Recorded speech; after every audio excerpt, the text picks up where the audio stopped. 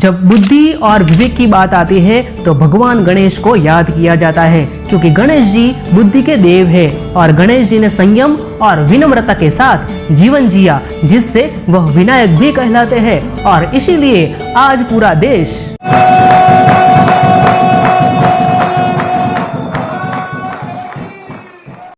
गणेश चतुर्थी यानी कि विनायक चतुर्थी भी मनाता है, पूरी श्रद्धा से, पूरी आस्था से। गली गली घर घर में गणपति बाप्पा मोरया की गूंज गूंजने लगती है। छोटे से छोटे घर में भी बाप्पा का आगमन होता है और विशाल पंडालों में भी जब गणपति बाप्पा विराजमान होते हैं तब सभी भक्त अपने महाराजा का बड़े आदर सम्मान के साथ सेवा पूजा अर्चना भी करते हैं। और इसीलिए आज हम लेकर के आए हैं top 4 lessons from Lord Ganesha. Ganesh ji के जीवन के 4 प्रमुख प्रसंग इसे समझेंगे कि विघ्नहर्ता के जीवन में जब विघ्न आया तब गणेश जी ने क्या किया। ऐसा तो क्या खास है गणेश जी में कि शुभ कार्य में सबसे पहले गजानंद को ही याद किया जाता है। तो चलिए, गणेश जी के जीवन का पहला प्रमुख गुण है रिस्पेक्ट टू योर पेरेंट्स। हम सबको श्री गणेश के जीवन की एक कथा जरूर याद होगी कि जब एक बार देवता कई विपत्ति से घिरे थे तब वह मदद मांगने के लिए भगवान शिव के पास आए। उस समय भगवान शिव के साथ कार्तिकेय व गणेश जी दोनों बैठे थे। देवताओं की बात सुनकर शिव जी ने कार्तिकेय व गणेश जी से कहा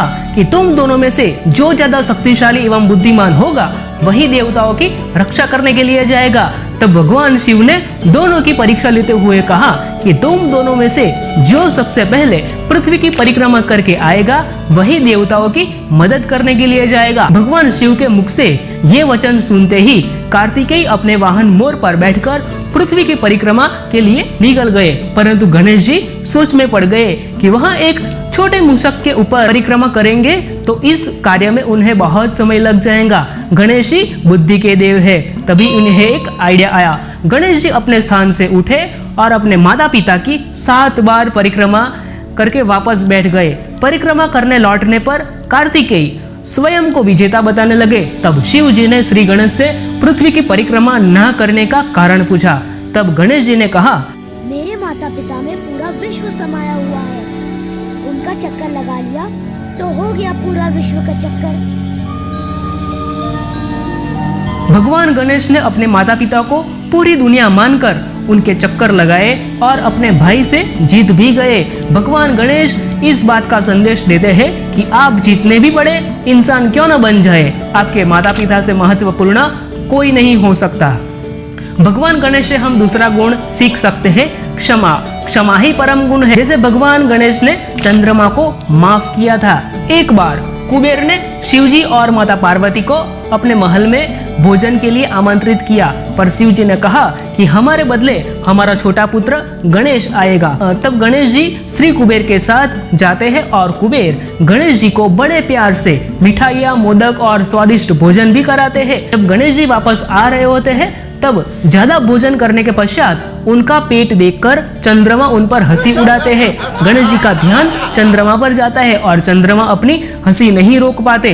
तभी गणेश जी उनको श्राप देते हैं और चंद्रमा से कहते हैं कि तुम्हें जिस चांदनी का गुरूर है आज के बाद तुम उसे खो दोगे और सारे संसार में अंधेरा हो जाता है। और बाद में चंद्रमा को अपनी गलती का एहसास होता है और उसके बाद गणेश जी को भी पता है कि संसार में चंद्रमा की चांदनी भी कई जीवों और वनस्पति के लिए लाभदायक है। तदुपरांत गणेश जी चंद्रमा को माफ करते हुए कहते हैं कि आज कि आपका रूप महीने में एक ही दिन संपूर्ण दिखाई देगा।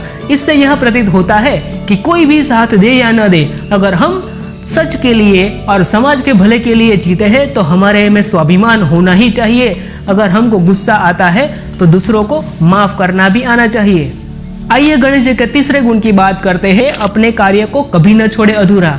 जब महाभारत जैसे महान महाकाव्य लिखने की बारी आई तब वेद व्यास जी ने महाभारत लिखने के लिए गणेश जी को चुना। चिंता मत कीजिए, आपकी समस्या का हल है हमारे पास। गणेश। बालक गणेश? हाँ मुनिवर, हमारा बाल गणेश। नंदी, जाओ बालक गणेश को बुला कर लाओ। जो आज्ञा भोलेनाथ। वेद व्यास ने 3 शर्त रखी। पहली कि बीच में रुकेंगे नहीं, दूसरी कि समझे बिना लिखेंगे नहीं और तीसरी कि लिखे हुए का संपादन भी करेंगे। मुझे स्वीकार है। सोच क्या रहे हैं मुनिवर? शुरू करें? शुरू करते हैं बाल गणेश। व्यास जी लगातार बोलते रहे और गणेश जी महाकाव्य लिखते रहे। कुछ देर लिखने के बाद अचानक से गणेश जी की कलम टूट गई। कलम महर्षि के बोलने की तेजी को संभाल न सकी, जिसके बाद उन्होंने बिना रुके अपना एक दांत तोड़ दिया और शाही में डुबाकर दोबारा महाभारत की कथा को लिखना प्रारंभ कर दिया। लाखों श्लोक अवरोध के बिना लिखे और बाद में उनका संपादन भी किया। हमें इससे यह सीख ये मिलती है कि हमें कोई भी कार्य अधूरा नहीं छोड़ना चाहिए। समझो कि ये एक महान देव है गणेश, अगर उनके कार्य में बाधा आती है तो हमारे निजी जीवन में तकलीफों का आना संभव ही है, पर फिर भी गणेश जी की तरह हमें संयम और बुद्धि का सही इस्तेमाल कर तकलीफ से लड़ना है और अपने जीवन को सुखी बनाना है। गणपति बप्पा का चौथा गुण है दूसरों के प्रति मानवता और सम्मान की भावना, रिस्पेक्ट टू कॉमन मैन। यह उनकी सवारी में देखने को मिलती है। एक छोटे चूहे पर सवार होते हैं गणेश जी। इससे यह प्रतीत होता है कि भगवान गणेश छोटे के छोटे जीव को भी आदर और सम्मान प्यार भी देते हैं। तो आज हमने गणेश जी के जीवन के कुछ प्रसंगों से सीखा कि दूसरों के प्रति आदर सम्मान के साथ जीना है, क्षमा भाव का भी गुण होना चाहिए और साथ साथ माता पिता के प्रति विशेष प्रेम भी होना चाहिए। अपने कर्तव्य पर टिके रहना है और हमें स्वाभिमान भी रहना है। इसी तरह हम आपसे मिलते रहेंगे। अगर आप नए हैं इस चैनल पर तो प्लीज सब्सक्राइब करिए इस चैनल को, और वीडियो अच्छा लगा हो तो वीडियो को लाइक एंड शेयर जरूर करिए। मिलते हैं आपसे अगले वीडियो में। तो पर्यात आनंदी आणी निरोगी रहा। धन्यवाद।